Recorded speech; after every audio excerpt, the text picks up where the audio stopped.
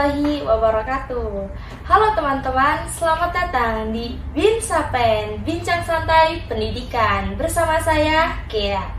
Oke teman-teman, pada kesempatan kali ini kita akan mengulik tentang fenomena etika yang terjadi di dalam dunia pendidikan belakangan ini, seperti kasus pelecehan, kekerasan, dan juga lain-lain. Dan kita tidak bisa hanya tinggal diam. Kita sebagai tenaga calon pendidikan perlu adanya upaya untuk menangani fenomena-fenomena etika tersebut. Dan untuk membahas hal itu semua, kita sudah menghadirkan narasumber yang sangat luar biasa yang akan kita gali ilmunya bersama-sama. Langsung saja kita sambut narasumber kita, ada Mbak Naila dan Mbak Sinta.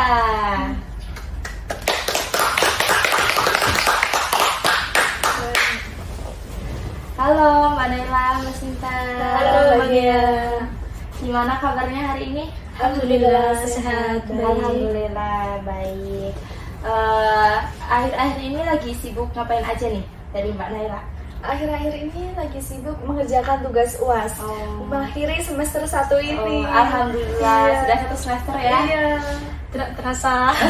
Kalau Mbak Sinta sendiri? Sama, tapi kan ini kan UASnya kan berbentuk proyek-proyek sehingga membuat kita tuh seperti sibuk sekali. Sibuk banget berarti Iya. hari ini. Ya, tapi nggak apa-apa nih, minta waktunya sebentar untuk berbagi ilmunya dengan teman-teman yang di Tidak rumah. apa-apa, Ya, Bang. boleh. Nggak Tentu apa-apa. saja. Oke, langsung saja nih. Kita di sini akan membahas tentang fenomena-fenomena etika yang terjadi di dunia pendidikan belakangan ini. Pas banget nih kan, karena Mbak Sinta dan Mbak Naila ini kan mahasiswa jurusan PGSD yang dimana itu berkaitan dengan pendidikan nantinya. Gitu. Oke, langsung saja ya. Menurut Mbak Sinta nih, kenapa etika itu sangat penting dan perlu dibahas dalam dunia pendidikan? Ya, karena dalam dunia pendidikan itu moral dengan etika itu sungguh berkaitan satu sama lain dan berperan, dua-duanya berperan penting dalam dunia pendidikan untuk membentuk karakter perilaku individu. Nah, dalam etika pendidikan ini tidak hanya membentuk karakter individu, tetapi juga interaksi antar guru dengan siswa, orang tua dengan guru, atau bahkan dengan masyarakat. Nah, dalam arti etika sendiri berasal dari bahasa Yunani dari kata ethos yang berarti adat, kebiasaan atau cara hidup seorang untuk menentukan tingkah laku. Sedangkan makna pendidikan sendiri adalah bagaimana kehidupan itu lebih bisa lebih Baik, berkualitas, bermakna seperti itu. Oh, berarti etika juga berkaitan dengan kebiasaan kita sehari-hari. Betul, karena untuk mencapai pendidikan yang berkualitas itu kan membutuhkan manusia-manusia yang beretika lah. Kalau tidak beretika tidak jadi. Iya. Jadi nggak cuma cerdas tapi juga harus beretika ya. Oke. Untuk Mbak Naila, menurut Mbak Naila, bagaimana jika Indonesia ini mengikuti ajaran-ajaran etika yang dilakukan di luar negeri gitu, seperti negara-negara maju yang mempunyai pendidikan yang sangat luar biasa itu, bagaimana menurut Anda? Ya, pasti akan ada dampaknya bagi Indonesia. Akan lebih baik juga pasti iya. Tapi kan di tiap negara itu pasti punya kondisi yang berbeda-beda. Mulai dari kebudayaan, ekonomi, penduduk, sampai wataknya pun pasti berbeda. Nah, jadi itu bisa menjadikan tiap negara itu mempunyai sistem pendidikan yang berbeda-beda. Nah, salah satu sistem pendidikan yang terbaik itu di Jepang. Di Jepang itu mereka menanamkan nilai-nilai moral, nilai-nilai yang terintegrasi dan bertanggung jawab. Dan di Jepang itu juga mereka 3 tahun pertama fokus dalam pendidikan karakter. Dalam pendidikan karakter kayak sopan santun, terus tolong menolong, dan pendidikan karakter lainnya. Itu bisa diterapkan di Indonesia. Ini bisa juga membantu membentuk karakter yang lebih beretika. Tapi di Indonesia ini diperlukan pelatihan guru agar guru ini bisa mengembangkan dan meningkatkan kualitas yang lebih baik, memberikan contoh yang baik, memberikan teladan yang baik. Di Indonesia juga ini kurikulum sih, kurikulum ini harus diperbarui agar kurikulum ini bisa melibatkan pendidikan karakter yang lebih mendalam. Dan proses penyesuaiannya juga tidak dengan langsung satu ya, harus ada bertahap, juga harus bisa menyesuaikan dengan berbagai budaya di Indonesia. Itu bisa menjadi solusi yang terbaik. Jadi bisa diterapkan tapi harus dengan bertahap dan menyesuaikan dengan kebudayaan yang ada di Indonesia gitu. Oke, baik. Kalau menurut Mbak Sinta sendiri nih, bagaimana fenomena bullying itu dapat mempengaruhi di dalam dunia pendidikan sendiri? Ya, saat ini fenomena bullying itu kan masih sering terjadi, masih sering terdengar di lembaga pendidikan. Bullying sendiri itu adalah tindakan kekerasan atau penindasan lah yang dilakukan oleh sekelompok atau satu orang kepada Salah satu korban, orang ya, pada korban siswa tersebut. Nah, ini dilakukan dengan secara sengaja untuk tujuannya menyakiti siswa tersebut. Tapi ini sungguh harus ditindaklanjuti karena akan berakibat fatal untuk korban tersebut. Bisa jadi korban mengalami depresi, stres, gangguan jiwa, atau bahkan bisa bunuh diri. Ya mungkin itu juga perlunya adanya pendidikan karakter untuk mencegah hal-hal seperti itu. Betul. Oke, langsung saja ke Mbak Naila. Kira-kira peran siapa yang paling penting dalam pendidikan etika ini? Apakah orang tua, ataukah sekolah, ataukah pemerintah mungkin? Iya, meskipun sekolah dan pemerintah ini berperan penting dalam dunia pendidikan, iya tentu saja dalam terutama di etika ya. Orang tua ini menjadi fondasi utama dalam pendidikan karakter. Salah satu praktisi pendidikan, Ibu Siti Khotijah ini pernah menjelaskan bahwa faktor penyebab kenakalan remaja itu terjadi karena lingkungan sekitar. Nah, ini maka perlu adanya pengajaran, bimbingan, nilai moral sejak usia dini. Dan menurut beliau, pendidikan moral ini bisa diajarkan dari rumah, karena kan anak itu setiap harinya bersama orang tua. Orang tua juga adalah madrasah utama dalam anak tersebut. Terus yang mengajarkan, mencontohkan hal-hal baik kepada anak. Penanaman value itu akan jauh lebih efektif jika ditanamkan pada usia dini tersebut. Jadi usia sedini mungkin makin nempel pendidikan moral tersebut pada anak. Komunikasi pada anak dan orang tua itu juga sangat penting untuk meningkatkan pendidikan moral. Berarti kuncinya semuanya mungkin penting ya, entah itu betul. sekolah ataupun siapapun, tapi yang paling penting adalah orang tua. Karena orang tua itu kan madrasatul ula bagi anak-anaknya gitu ya. Masya Allah. Terus apakah fenomena etika ini dipengaruhi juga dengan perkembangan teknologi saat ini, Mbak Sinta? Ya, berbicara dengan kemajuan teknologi seperti saat ini, ya ada dampak positifnya sama ada dampak negatifnya untuk siswa.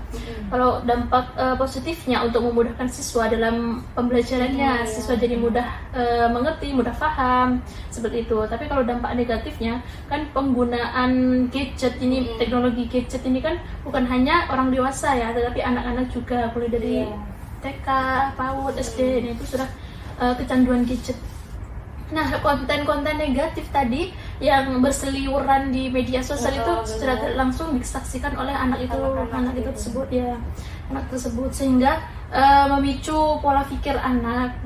Bisa jadi anak tidak mengerjakan PR. Nah, itu secara tidak langsung merupakan pelanggaran etika. Seharusnya siswa itu kan, kewajiban siswa adalah mengerjakan PR, seperti itu, Mbak Gia. berarti ada sisi positif dan Ya, negatifnya gitu. Tapi ya pinter-pinter Mm-mm. orang tua dalam Ya, berarti kembali lagi ke orang tuanya. Iya, kembali gitu ke orang ya. tuanya. Bagaimana cara orang tuanya apa sih memberikan pendidikan etika tersebut, atau cara menyeimbangkan Nah. gitu ya antara teknologi dan juga etika Ya, kepada betul. anaknya gitu. Oke.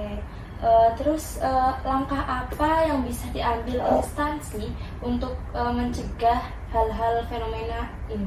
Iya, instansi pendidikan ini harus bisa mengambil langkah ya untuk mencegah dan menindaklanjuti. Dengan cara apa ya? Dengan menciptakan lingkungan yang mendukung, memberikan contoh yang baik, serta menerapkan aturan yang tegas. Nah, salah satu solusi utama adalah memperkuat pendidikan karakter di sekolah. Pendidikan karakter ini tidak hanya sebagai materi tambahan, tapi juga bisa menjadi bagian yang terintegrasi dalam kurikulum. Guru juga harus didorong tidak hanya bisa menerapkan materi akademik, tapi juga menanamkan nilai-nilai moral, dengan etika yang baik. Berarti sebagai instansi juga perlu berperan penting ya dalam penanaman karakter dan etika ini. Betul sekali. Oke, lalu langkah apa sih yang bisa contoh kasus yang paling menonjol di Indonesia menurut Mbak Sinta? Ya, Bagaimana tanggapannya? untuk kasus yang sering berseliweran di TV ataupun di media sosial itu kan menurut saya kekerasan fisik atau pelecehan antara guru ke Dan siswa. siswa. Nah itu pasti sering terjadi. Saya sampai nggak habis pikir kenapa masih sering terjadi kejadian seperti itu. Padahal seorang guru sebenarnya tuh tugasnya tuh memberikan pengajaran, mendidik siswa, mengarahkan, pokoknya menjadi seorang volunteer lah untuk siswa. Nah tapi ini sampai masih ada guru yang tindakannya seperti itu ke siswa. Nah, itu sangat mempengaruhi kondisi mental siswa tersebut. Oke. Berarti emang pendidikan karakter ini perlu banget ya Perlu untuk banget. diadakan, maksudnya diperdalam di instansi sekolah-sekolah Iya, ini, karena untuk mencegah hal-hal seperti itu. Apalagi sangat miris banget gitu ya dengan kasus tersebut, seperti guru dengan muridnya itu kan sangat-sangat di luar nalar gitu ya. Betul sekali. Kayak emang gak ada yang lain Iya, gitu ya. Iya, betul sekali. Padahal udah punya istri ataupun suami. Iya, gitu kan. betul. Nah, jadi itu masih menjadi PR kita. Bagaimana nanti kalau kita di zaman kita nanti menjadi guru, kejadian seperti itu tidak terulang kembali, bahkan sudah tiada gitu. Setidaknya kalaupun tidak bisa menghilangkan secara secara menyeluruh gitu, kita bisa mengurangi gitu ya, betul. Untuk tidak melakukan untuk tindakan-tindakan seperti itu gitu. Oke. Nah ini pertanyaan terakhir, apa harapan kalian 5-10 tahun ke depan untuk mengatasi masalah-masalah ini? Ya, harapannya Indonesia bisa melahirkan generasi yang lebih jujur, bertanggung jawab, yang lebih beretika juga ya. Dan berharap juga banyak lahir pemimpin muda di berbagai bidang yang menjunjung tinggi nilai-nilai kejujuran, keadilan, dan tanggung jawab itu. Dan juga generasi muda tidak hanya cerdas dalam intelektual, tapi juga dalam sosial iya betul sekali. Gitu ya. Iya, kita bisa berharap Indonesia memiliki generasi emas yang bukan hanya cerdas, tapi juga cerdas dalam beretika untuk membangun bangsa. Ya karena kan adabu fauqon ilmu gitu Iya, kan. Adab iya. itu lebih tinggi di atas ilmu. Gitu. Jadi orang yang berilmu mungkin ya bagus gitu. Tapi kalau nggak punya adab atau nggak punya etika ya akan jadi sia-sia Iya, gitu. betul, Tapi betul. ketika orang yang punya ilmu Iya. tapi juga beradab, itu yang akan dilihat oleh orang-orang gitu ya. Betul. Oke, berarti bisa kita simpulkan bahwa pendidikan etika ini sangat penting untuk membentuk karakter dan juga menciptakan lingkungan pendidikan yang baik dan juga sehat. Dan kasus-kasus yang terjadi juga menunjukkan perlunya adanya tindak lanjut untuk pendidikan karakter tambahan di sekolah-sekolah. Tetapi yang paling penting di sini adalah peran dari orang tua dalam pendidikan etika dan karakter ini, yang harapannya untuk menjadikan generasi-generasi Indonesia yang lebih baik dan lebih bertanggung jawab gitu. Oke, terima kasih Mbak Naila, Mbak Sinta Sama-sama, atas Mbak Dia. waktunya mau sharing-sharing dengan teman-teman di rumah, dan juga terima kasih atas ilmunya. Semoga selalu sehat dan juga dalam lindungan Allah. Mbak Gia juga sehat selalu. Semoga kita juga bisa bertemu lagi di sini ya. Iya, semoga. Oke teman-teman, selesai sudah acara sharing-sharing kita pada sesi kali ini. Semoga pembahasan kita tadi itu semua bisa bermanfaat untuk teman-teman semua. Saya Gea, pamit undur diri. Sampai jumpa di Binsapen selanjutnya. Wassalamualaikum warahmatullahi wabarakatuh.